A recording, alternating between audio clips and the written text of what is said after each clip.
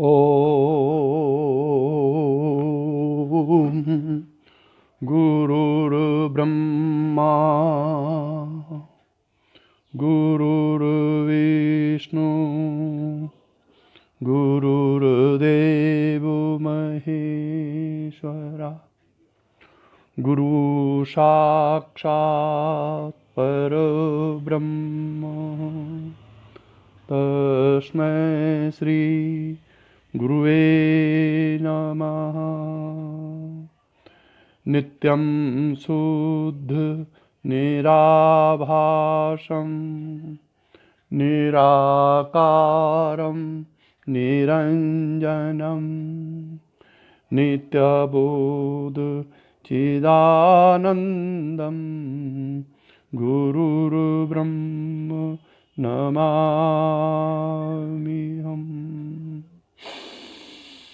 यस्य पादप्रभाधस्ता प्रपञ्चो भाति भासुरा तमहं सद्गुरु वन्दे पूर्णानन्द चिदात्मकम्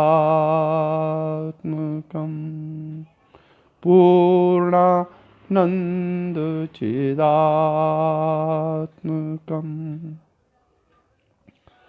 ॐ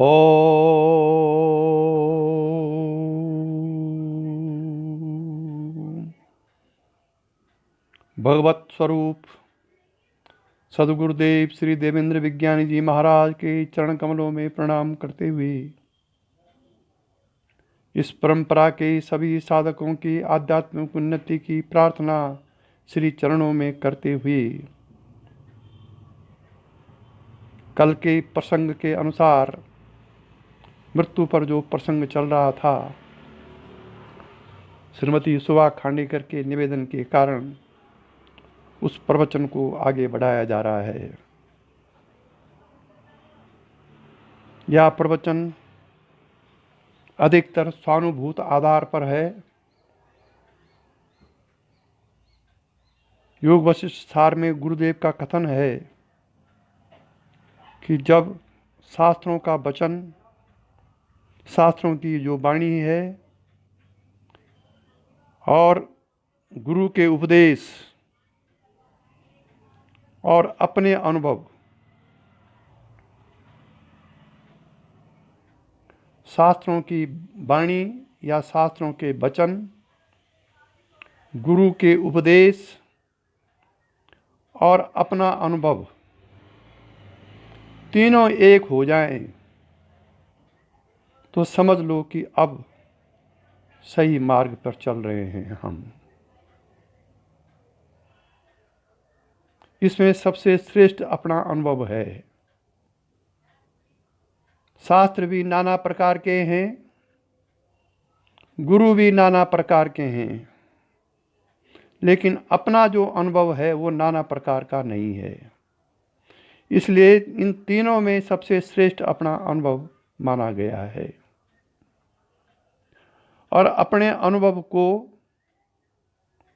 यथा सामर्थ्य गुप्त रखना चाहिए, ये भी शास्त्र कहता है।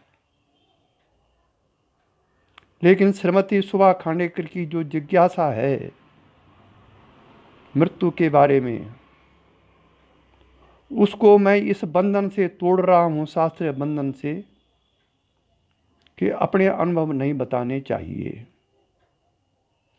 क्योंकि गुरु तो शिष्य के आत्म कल्याण के लिए गुरु का जन्म हुआ है ना, तब वो शास्त्रों से क्यों बंधा हुआ है? अगर शिष्य का आत्म कल्याण होता है, किसी की साधना उसके अनुभव कहने से बढ़ती है, तो ये तो सबसे बड़ा शास्त्र हुआ ना।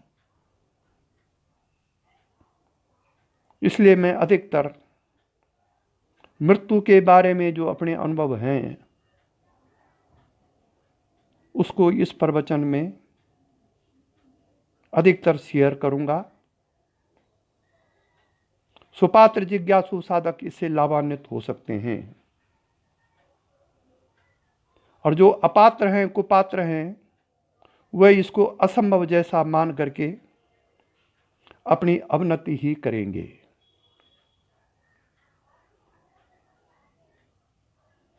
सत महापुरुषों के अनुभव जब उनके जीवन में आते हैं तब वह अपने प्रिय शिष्य, पूर्ण समर्पण युक्त शिष्य को गुप्त से गुप्त बातें बताया करते हैं। इसलिए मृत्यु जब आए, आपकी नहीं शरीर की, अगर आप शरीर की मृत्यु और अपना जो अस्तित्व है, आपकी जो सत्ता है, परमपिता परमेश्वर का अंश की जो सत्ता आपके शरीर के अंदर स्थापित है, उसको आप साधना के द्वारा अलग अलग कर सकें तो मृत्यु तो एक महान प्रसन्नता की बात है।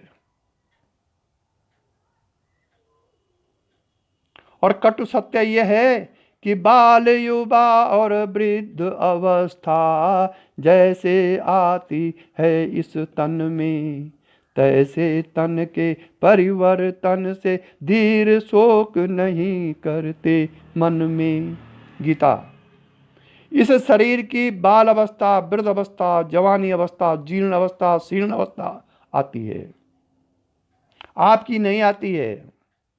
आप तो एक ही हैं, नित्य हैं, आप अनंत हैं, आप स्वयं प्रकाश हैं, आप परमात्मा के अंश हैं। ये अवस्थाएं शरीर की हैं,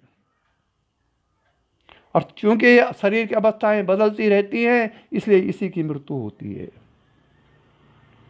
जिस दिन आपके अंदर यह रहस्य घट गया प्रैक्टिकल रूप में कि शरीर बीमार है, मैं नहीं हूं बीमार, प्रैक्टिकल हो, ऐसा शब्दों से नहीं कि एक तरफ आपका शरीर 104 डिग्री पर तप रहा हो और दूसरी तरफ आपके अंदर आनंद की अनुभूतियां घट रही हों। यह है अनुभव। समझ लो कि शरीर से आप अलग हो गए।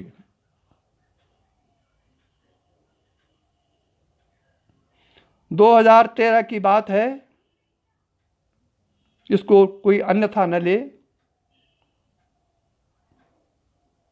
मैं सुबह सुबह 8 बजे अपने गुरुदेव के दर्शन करने गया।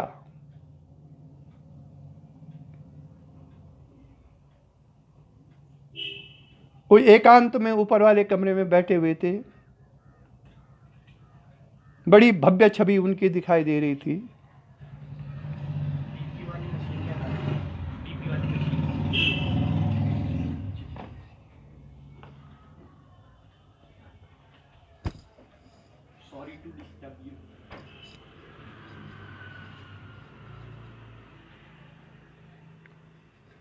जैसे मैं उनके कमरे में पहुंचा,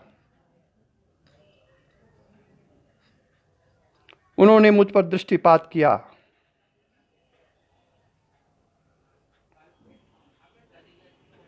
और अचानक प्रणाम करने से पहले उन्होंने कह दिया कि कोठारी जी, आप जीवन मुक्त हैं, भविष्य में आपको विदेह मुक्ति मिल जाएगी। अचानक उनका यह कहना, मैं तो अपने को कुछ नहीं समझता था। मैं हतपर्व, हाँ, मैं उस दिन उनके पास मरण विद्या सीखने गया था। जो उन्होंने कभी प्रवचन में कहा था कि जब भगवान कृष्ण के गुरु संदीपनी ने कृष्ण को विदाई दी दीक्षा के बाद गुरुकुल से, तो उन्होंने कहा था, हे कृष्ण, मैंने तुमको सब विद्याएं सिखा दी हैं, लेकिन मरण विद्या अभी बाकी है। ये उन्होंने अपने प्रवचन में कहा था, गुरुदेव ने किसी जमाने में। वो मेरे मन में रहा कि मरण विद्या कैसी होती है। उसी को सीखने के लिए मैं सुबह सुबह 8 बजे उनके पास गया था।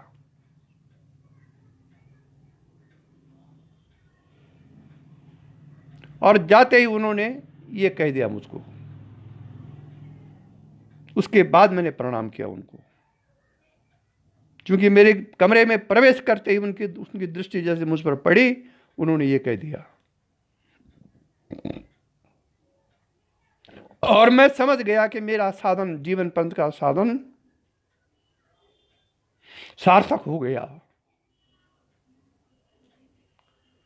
गुरु का ये कहना किसी भी साधक के लिए बड़ा परम हर्ष की बात हो सकती है। खैर, मैंने प्रणाम किया और विधिवत रूप से दोनों हाथ जोड़ करके, अपने कंधे झुका करके, बड़े विनम्र भाव से मरण विद्या के बारे में अपना प्रश्न उनको कहा। उन्होंने मेरी बात का कोई जवाब नहीं दिया और जो बेल रखी हुई थी वो बेल बजाई। उनके सामने एक बेल रखी रहती थी। बेल बजते ही नीचे से एक लड़का आ गया जो उनके घर का नौकर था।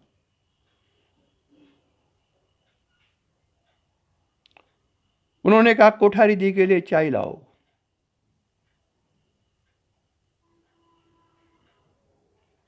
मरण विद्या का कोई, जो मैंने उनसे पूछा था, उसका कोई प्रसंग उन्होंने नहीं लिया। उसने कहा, हाँ बाबा जी, मैं चाय लाता हूं। उसका नाम बोल रहा हूं मैं, जो घर में रहता था, आज वो होंडा में काम करता है। उन्होंने कहा, हाँ बाबा जी, मैं लाता हूं, चाय लाता हूं। तो उसने चाय लाई और उसमें 2 बिस्कुट गोल वाले चाय मेरे सामने रखी और वो 2 बिस्कुट छोटी कटोरी में लाए हो।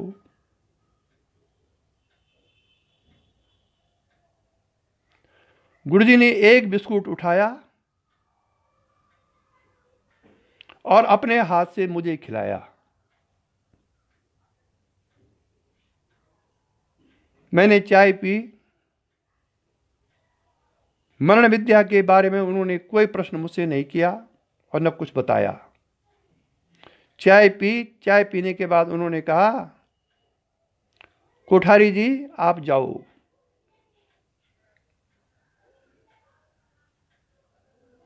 मरण विद्या आपके पास अपना आप आ जाएगी।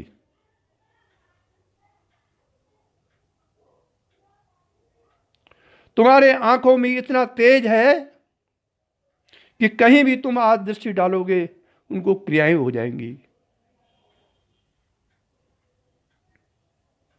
इसलिए सीधा घर जाओ। नीचे माताजी को भी मत मिलना। सीधा घर जाइए, अपने कमरे में बैठिए।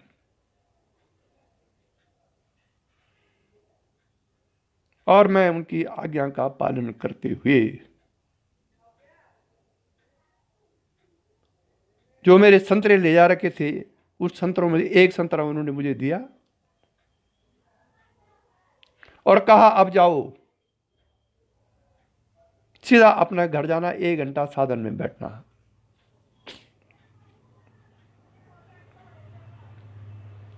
मैं वहां से बिना माताजी को मिली हुई, बिना किसी पारिवारिक सदस्य को मिली हुई, सीधा नीचे आ गया। उसके बाद मैं रोड पे आया तो मुझे अचानक स्मृति आई कि मेरे बगल के जो रावत जी हैं वो हॉस्पिटलाइज हैं यहाँ, और मैं उनको देखने के लिए हॉस्पिटल चला गया। उस हॉस्पिटल के चारों तरफ मैं घूमा, लेकिन मुझे वो हॉस्पिटल नहीं मिला, क्योंकि गुरु आदेश का प्रबल आवेश था अंदर। अब मैं इस के हॉस्पिटल तो यही था, वो कहाँ गए हॉस्पिटल है वो मिला नहीं। उसके बाद स्मृति आ गई कि ओह, गुरुजी ने तो कहा था कि सीधा घर जाना। और मैं तुरंत, जब स्मृति फिर दोबारा आई, ये होता है ब्रह्मनिष्ठ ज्ञानी का आदेश।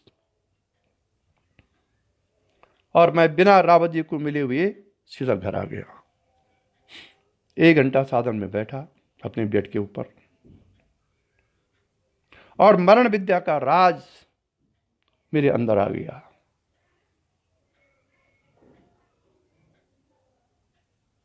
उसमें कुछ विचित्र आदेश भी आए जिसका खोलना ठीक नहीं है।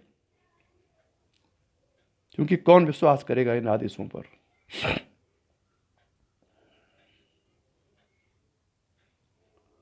तो वो उसके बाद गुरुजी ने अध्यात्म संबंधी कोई वार्ता मुझसे नहीं की। ये अक्टूबर 2013 की बात है। हाँ, उसके बाद वो अपने बगल में मुझे बैठाते थे, मैं प्रवचन करता था, कभी करता था, कभी नहीं करता था, कभी वो स्वयं करते थे।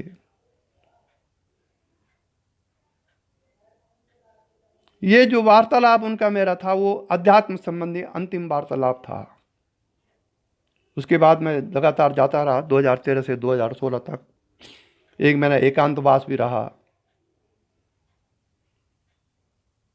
लेकिन मैं कहता हूं कि वो समय एक समय है जब तत्वज्ञानी गुरु भाव विह्वल होकर के आध्यात्मिक आशीर्वाद अपने प्रिय शिष्य को देते हैं। उस घड़ी है जो कुछ है।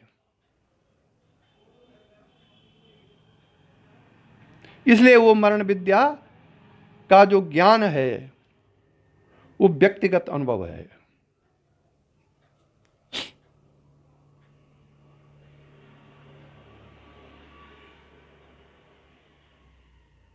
इसलिए जिन लोगों के अंदर मृत्यु के विषय में जिज्ञासा उत्पन्न हो रही है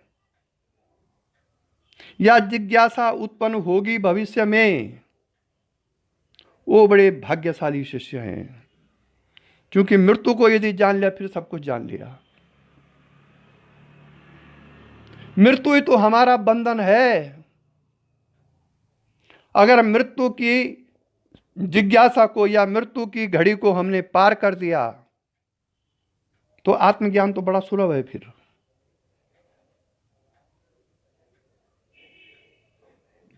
इसलिए कबीरदास जी कहते हैं, कबीरा जब मरो, कबीर तो जग हंस्यो,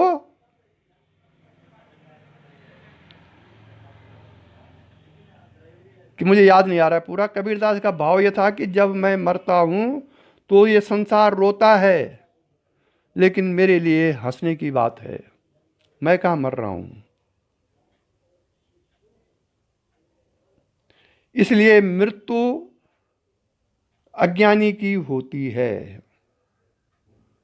जो शरीरासक्त है, जो देहाध्यास से युक्त है, जिसने देह के कर्मों को ही सच्चा मान लिया है, जो सांसारिक कर्मों को सच्चा मान रहा है, जो संसारासक्त होकर के छल कपट रूप धारण करके संसार में विचर रहा है, ऐसे के लिए मृत्यु है।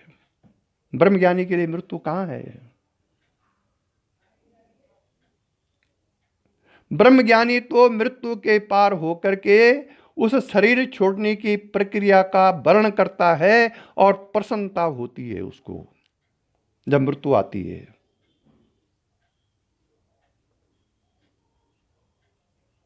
और शास्त्र कहता है कि यदि आपको आत्मज्ञान हो गया है, आत्मरमण आप कर रहे हैं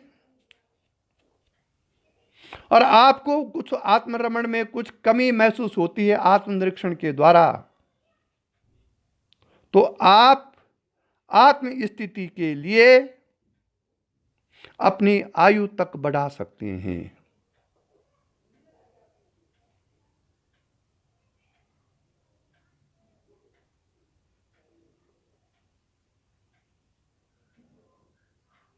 ये प्रसंग हमारे गुरुदेव और स्वामी सत्यामित्रानंद जी के बीच में जो वार्ता हुई उसका उदाहरण भी मैं ही हूं।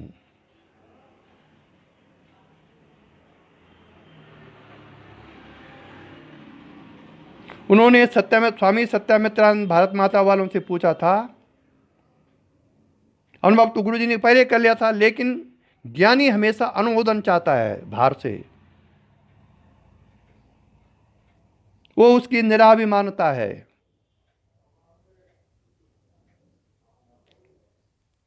तो उन्होंने मेरे सामने सत्यामित्रानंद जी से पूछा था कि महाराज, क्या आयु वृद्धि की जा सकती है। ये 2006 की बात है, अक्टूबर नवंबर की। तो सत्यामित्रानंद जी महाराज ने कहा कि हाँ, शास्त्रों में इसका वर्णन है कि यदि आत्मज्ञानी पुरुष महापुरुष आत्मनिष्ठा के लिए, आत्मरमण के लिए अपनी आयु में वृद्धि चाहता है तो वो कर सकता है, क्योंकि काल तो आत्मा के नीचे है। मृत्यु का देवता है यमराज और जीवात्मा का देवता है परम ब्रह्म परमात्मा। क्योंकि जीवात्मा परम ब्रह्म परमात्मा का ही अंश है। काल या मृत्यु तो बहुत नीचे की चीज है जिसका देवता यमराज है। तो जो आत्मज्ञानी है, आत्मरमण कर रहा है, काल तो उसके चारों तरफ घूमता है। बिना उसकी आज्ञा के मृत्यु उसके पास नहीं आ सकती है, यह शास्त्र कहता है। फलता गुरुदेव ने 2006 में अपनी आयु वृद्धि की याचिका परम ब्रह्म परमात्मा के आप भेज करके आयु वृद्धि की और फिर 2016 में गए वो। क्योंकि अध्यात्म में वो जो कुछ अपने अंदर चाहते थे उसमें वो संतुष्ट नहीं थे। वो कहते थे कि मैं अभी अच्युत कहां हुआ। वो कहते थे कई बार, अच्युत का मतलब एक क्षण भी उस आत्म स्थिति से नीचे ना आना, उसको बोलते हैं अच्युत। भगवान श्री कृष्ण का नाम था अच्युत। तो अच्युत होने के लिए उनको 10 साल और लग गए। बाहर से इस अवस्था का पता नहीं चलता है, उसके कर्मों से, बोलने से, चालने से, उठने से, बैठने से जनसाधारण इसका पता नहीं कर सकता है। वो तो वही कर सकता है जे ही देव जान ही, जेहु देव जना ही, तुम ही जान ही, तुम ही हो जाई। जो जीवन मुक्त महापुरुष है वही जीवन मुक्त को पहचान सकता है। या स्वयं जीवन मुक्त ये चाहे जब कि अमुक व्यक्ति मुझे पहचाने, तब वो पहचान जाएगा। इसीलिए शास्त्र कहता है कि गुरु की सेवा करनी चाहिए, क्योंकि सेवा से गुरु प्रसन्न होगा। जब उसके चित्त के अनुसार उसकी सेवा होगी तब आपको रहस्य खुलेगा मृत्यु का।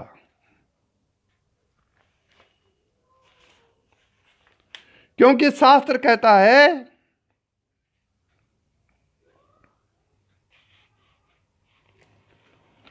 कि शक्ति सामर्थ्य गुरु, शक्ति सामर्थ्य गुरु अनुग्रह करने पर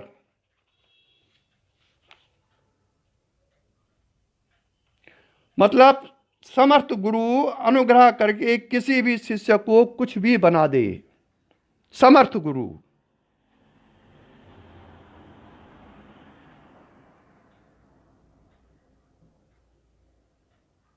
परंतु शिष्य को भी स्वयं को अधिकारी शिष्य बनना आवश्यक समझना चाहिए। शिष्य कैसा हो? निष्ठावान, श्रद्धावान, आज्ञाकारी, परमार्थ अभिलाषी, वीर्यवान, कायर न हो कि कोरोना लग जाए मुझ पर। सावधानी रखना आवश्यक है, पर कोरोना से भय पैदा करना अपनी आध्यात्मिक उन्नति को समाप्त करना है। गुरु को सर्वस्व अर्पण करने वाला तथा विवेकशील हो तो ही शक्तिपात दीक्षा का अधिकारी होता है। वो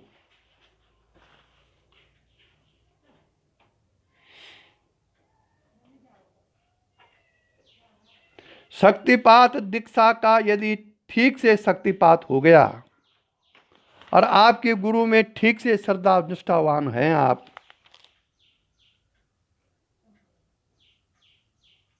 तो गुरु उसकी उचित परीक्षा करके यदि चाहें तो दीक्षा देने की कृपा करते हैं।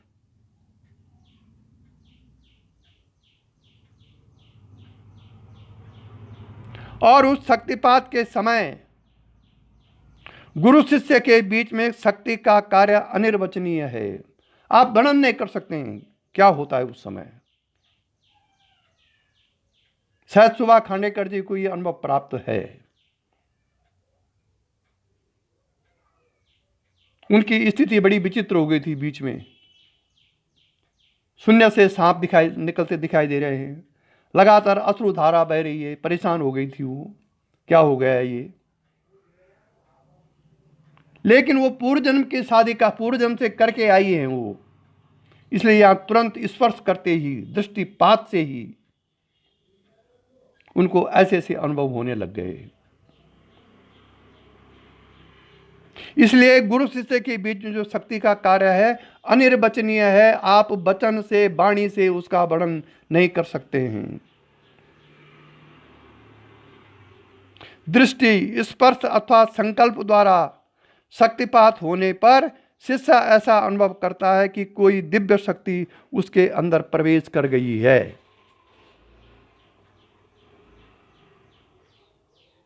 वह अपने आप को कृत्य कृत्य मानने लगता है। एक परम संतुष्टि,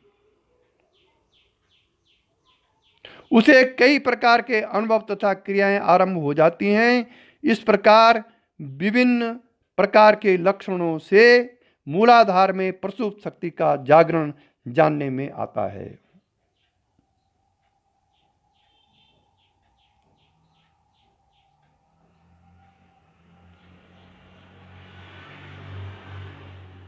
एक साधक ने मुझे अपनी परेशानी बताई तो मैंने अपने अनुभव के आधार पर उनसे कहा कि मूलाधार पे मन ले जाओ, मूलाधार वाली क्रियाएं करो तो ऑटोमेटिक मन शांत हो जाएगा। उसने मुझे जवाब दिया कि मूलाधार ये क्रिया तो मां भूल गई। अब ये देखो कितना अज्ञान भरा प्रश्न है। मैंने उनको याद दिलाया कि तुम्हारा गुरु अंत समय तक मूलाधार वाली क्रियाएं करते रहे, फिर मां कैसी भूल गई।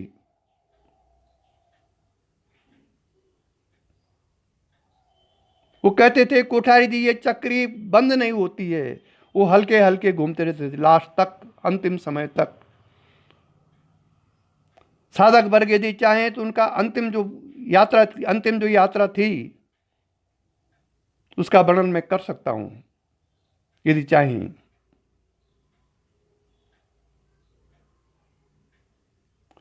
तो ये शक्तिपात विद्या अंतिम विद्या है आपके जीवन की। इसके बाद कोई दीक्षा नहीं है। और वो बड़े दुर्भाग्यशाली हैं जो कि शक्तिपात के गुरु करने के बाद भी, अनुभव होने के बाद भी, साधन की एक अवस्था उत्पन्न होने के बाद भी गुरु को उपेक्षित किए हुए हैं। ऐसे शिष्य कई जन्मों तक भुगतेंगे। वो उनका पार करना बहुत मुश्किल है, वो भी सांसारिक कारणों से। चलो आध्यात्मिक कारणों से गुरु की उपेक्षा कर दो तो सहनीय है, वह अनुभव नहीं हुए, गुरु का व्यवहार बड़ा खराब है, इन कारणों से छोड़ना तो चलो सहनीय है। लेकिन सांसारिक कारणों से छोड़ना, अपने अनुकूल गुरु को करने के लिए उनको उपेक्षित करना, ये तो महाभूल है और कई जन्म इसमें अटक भटक सकते हैं। क्योंकि शास्त्र कहता है, मैं नहीं कह रहा हूं ये, कुंडलिनी शक्ति के जागृत होने पर ही, नारायण बोलना पड़ेगा जी, कुंडलिनी शक्ति के जागृत होने पर ही वास्तविक पारमार्थिक साधन आरंभ होता है।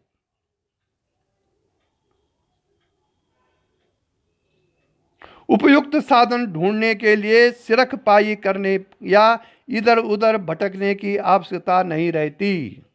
क्योंकि एक बार शक्ति जागरण हो गया, आपको अनुभव हो गया, तो ये this is the self provision system. आप गुरु के पास में नहीं जा सक रहे हो, गुरु से भी नहीं मिल पा रहे हो, तो भी ये शक्ति काम करेगी।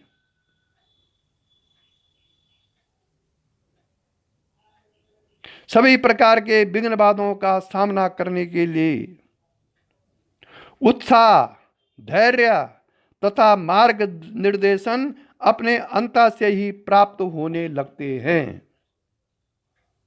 बाहर से कोई उपदेश नहीं, अंदर से ही आते हैं।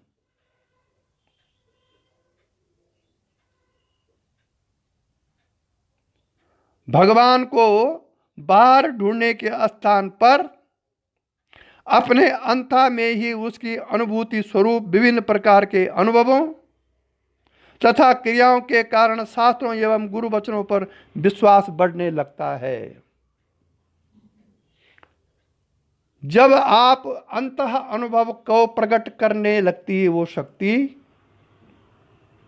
तब आपके जीवन में मृत्यु के रहस्य का पर्दा हटने लगता है।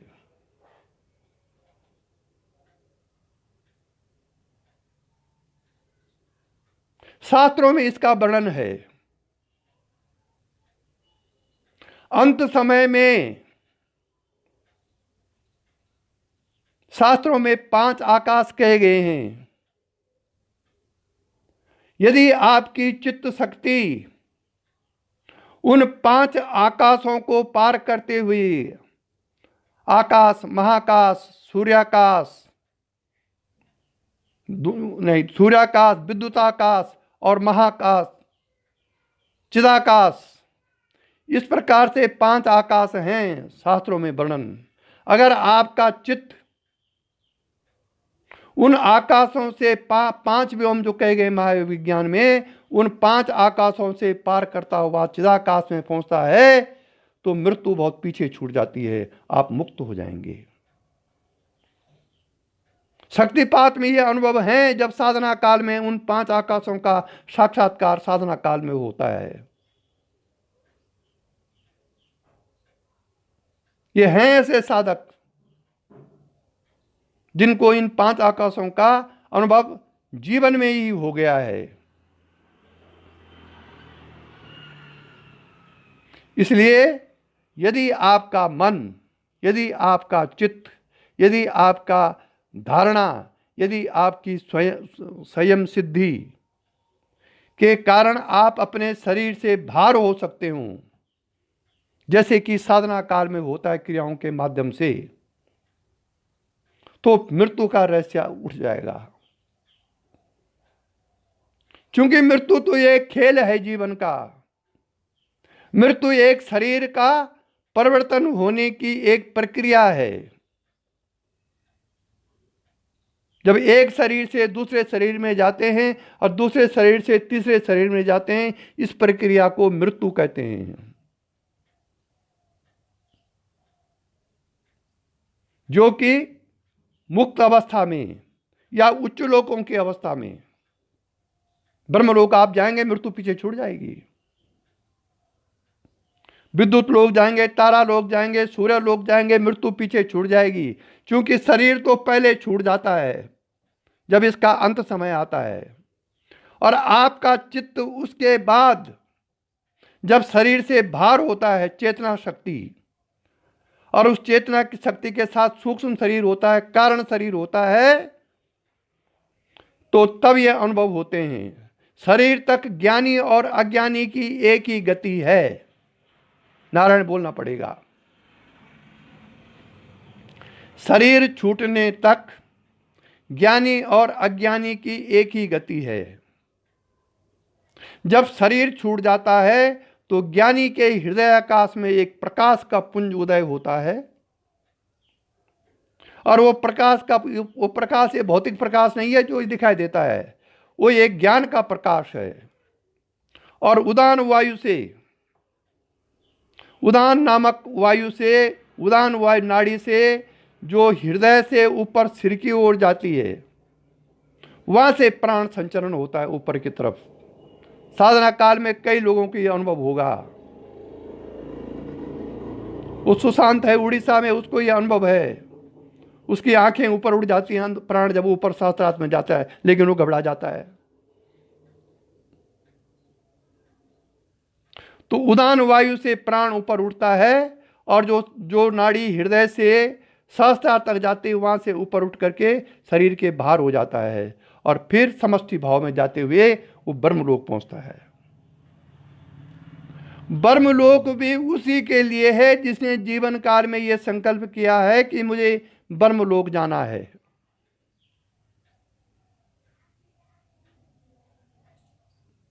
जिसने इस संकल्प से साधना की है कि मुझे कहीं नहीं जाना है, यही ब्रह्म की प्राप्ति करनी है, उसका कोई गति नहीं है। उसके लिए शास्त्र कहता है न तत्स्य प्राणा उत्क्रामंती। मैंने अपने गुरुदेव को देखा है, ये वो ब्रह्म भावापन महात्मा थे, लेकिन बहुत छुपे हुए थे। जिस दिन उनका शरीर शांत हुआ, 7:15 तक मैं उनके पास बैठा था। वो बार बार मुझे डांट रहे कि तुम घर जाओ। कितनी विरक्ति थी। अंत में उन्होंने तीसरी बार मुझको भयंकर डांटा कि तुम घर क्यों नहीं जा रहे हो, तुम मेरी बात नहीं सुन रहे हो, जाओ घर जाओ। और उनके घर से मेरे घर आने तक जो कुछ हुआ वो अवर्णनीय है। और उसी रात 3:30 बजे वो परम धाम पधार गए।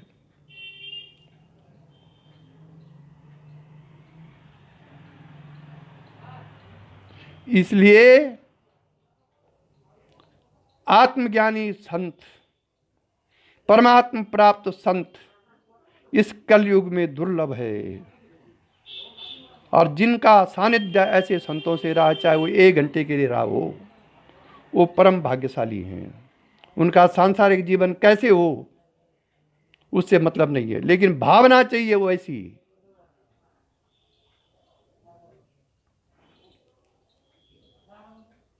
इसलिए किसी आत्मज्ञानी संत ने कहा है कि जाके प्रिय न राम वैदेही, जाके प्रिय नहीं राम वैदेही, तदहु ताहि यद्यपि परम स्नेही। जिसके हृदय में राम मतलब ब्रह्म, सीता माने शक्ति, वैदेही माने सीता, जिसके हृदय में ब्रह्म और ब्रह्म की शक्ति का वास नहीं है, जाके हृदय नहीं राम वैदेही, तजहु ताहि यद्यपि परम स्नेही। पिता तजो प्रहलाद विभीषण बंधु, भरत महतारी, और बलि गुरु तजो ब्रज कंत विनतहि, भय मुद मंगल हारी। ये मेरे गुरुदेव ने सन 1983 में मुझे कहा था, जब मैं किसी पारिवारिक परेशानी के कारण उनके पास गया था। मेरे परिवार के लोग मेरी साधना में विघ्न बनने लग गए थे, तब उन्होंने ये सुनाया था मुझको।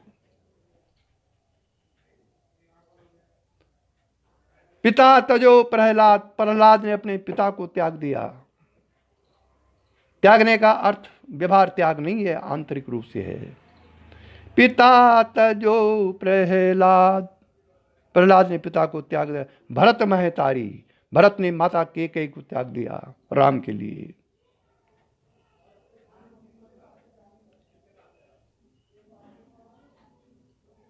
गोपियों ने अपने पतियों को त्याग दिया कृष्ण के लिए। भले इसका लोग सांसारिक अर्थ लगाते हैं, तथाकथित अज्ञानी लोग। पिता तजो प्रहलाद विभीषण बंधु, भरत महतारी, बलि गुरु तजो। बलि ने गुरु शुक्राचार्य को त्याग दिया जब अज्ञानी था, राक्षसों का गुरु।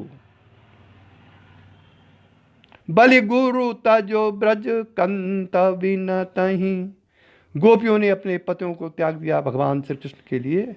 भय मुद मंगलहारी, सबका मंगल हुआ है आध्यात्मिक रूप में। ऐसा समर्पण, ऐसा त्याग यदि आपके अंदर है तो ब्रह्म की सब शक्तियां आपके अंडर हैं। फिर अंडर तो नहीं कह सकते हैं, लेकिन ब्रह्म की सब शक्तियां आपको प्रकट हो सकती हैं। इसीलिए गीता में कहा गया है कि ब्रह्मभूत प्रसन्न आत्मा न सोचती न कांक्षती। जो ब्रह्मीभूत हैं, जिन्होंने इसी जन्म में ब्रह्म का साक्षात्कार कर दिया है, वह प्रसन्न आत्मा रहते हैं। अंदर से हर समय परमानंद में निमग्न है। वो ब्रह्मीभूत प्रसन्न आत्मा न सोचती न कांक्षती, न वो किसी चीज की चिंता करते हैं और न किसी चीज की इच्छा करते हैं। ये कब होगा? जब आप मृत्यु के भय से छूट जाएंगे। मृत्यु के भय से कब छूटेंगे? जब देहाशक्ति, संसाराशक्ति, वासना शक्ति धीरे धीरे धीरे धीरे साधना के बल से आप कम करेंगे। तब ब्रह्म ज्ञान का उदय होगा और मृत्यु का भय जाता रहेगा। फिर मृत्यु आपके लिए दुखदायी नहीं बल्कि सुखदायी होगी। इसी के साथ आज का प्रवचन समाप्त हुआ। यही दिव्य दृष्टि हमें दीजे भगवान, हो कर्ण कर्ण में निस दिन तुम्हारे ही दर्शन। लखूं नित्य सर्वत्र मूर्ति तुम्हारी, सुनो जड़ जगत से एक कीर्ति तुम्हारी। यही दिव्य दृष्टि हमें दीजे भगवान, हो कण कण में निस दिन तुम्हारे ही दर्शन।